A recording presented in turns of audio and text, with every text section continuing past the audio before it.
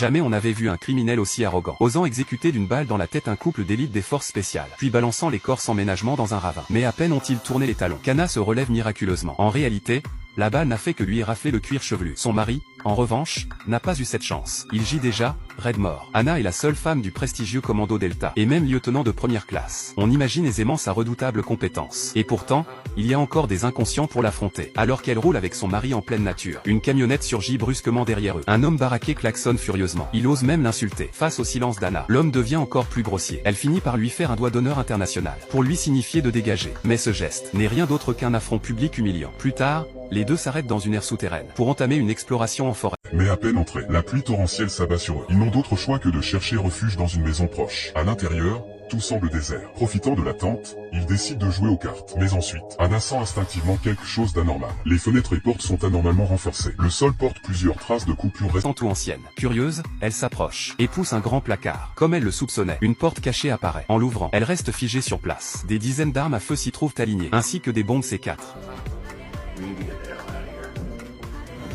Quand Anna reprend conscience, les deux sont ligotés. Son mari a été battu sans pitié. C'est précisément le type qui les a embêtés en voiture. Il se trouve dans un entrepôt mafieux. Il les soupçonne d'être des policiers en civil venus enquêter. Aussi décide-t-il de les abattre sans attendre. Mais contre toute attente, Anna survit. Devant le corps sans vie de son mari, son cœur se brise. Elle jure de venger sa mort. Repensant à leurs souvenirs heureux passés ensemble, elle transforme sa douleur en force. Saisissant une hache, elle fabrique elle-même une lance improvisée. Puis elle se dirige, pleine de rage, vers l'entrepôt de la mafia.